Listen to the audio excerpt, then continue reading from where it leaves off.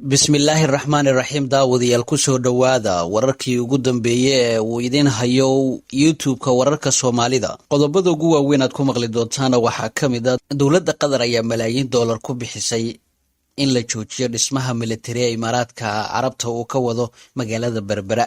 qaar ka mid a warbaahinta khaliijka ayaa daabacay dowladda qatar bixisay lacag dhan 1.1 milyan oo doolar si loo joojiyo dhismaha saldhigga militari oo imaaraadka carabta ka dhisanaya magaalada berbera ee somalilan.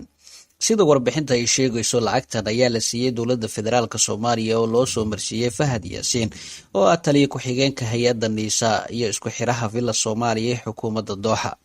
ku dhowaad 44% lacagta 1.1 milyan ee qatar ay siisay dowladda Soomaaliya ayaa loogu talagalay in lagu bixiyo hanaan sahlaya in si dhaqsi ah loo joojiyo loona burburiyo heshiiska dhexmaray maamulka Somaliland ee ku aadan dhismaha saldhigga berbera iyo weliba mashaariicda ay shirkadda DP World ay ka wado dekedda magaalada berbera.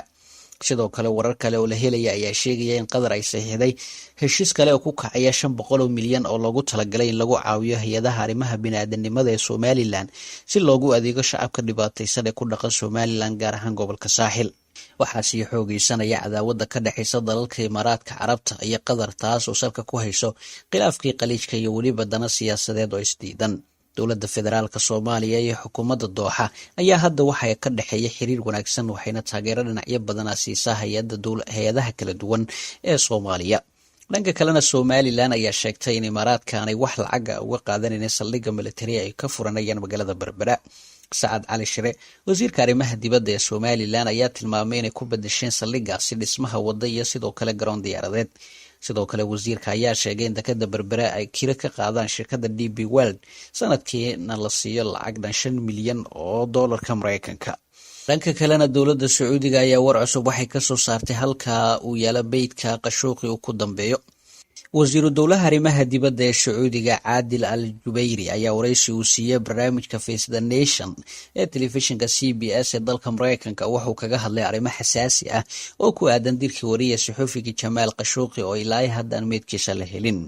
wasiiru dowlaha arrimaha dibadda ee Sacuudiga ayaa sheegay inaysan dowladiisa aqoon meesha la geeyay meedka Qashooqi.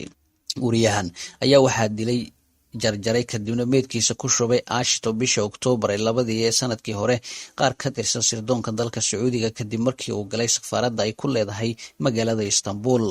waxa uu si cad u sheegay in meedkiisa ay qaadeen xubnihii dilka geystay, wuxuuna falkaasi ku tilmaamay inuu ahaa fal ka baxsan awoodda 11 qof ee dilkiisa fulisay.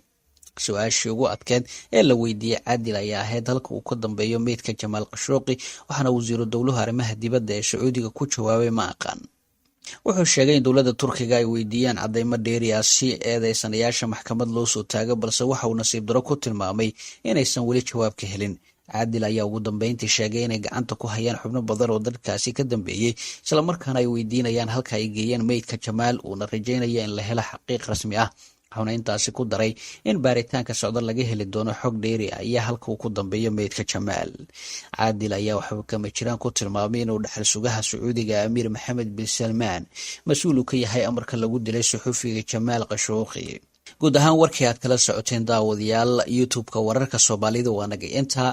fadlan subscribe, share garay, comment-na ka bixi. waad mahadsantihiin.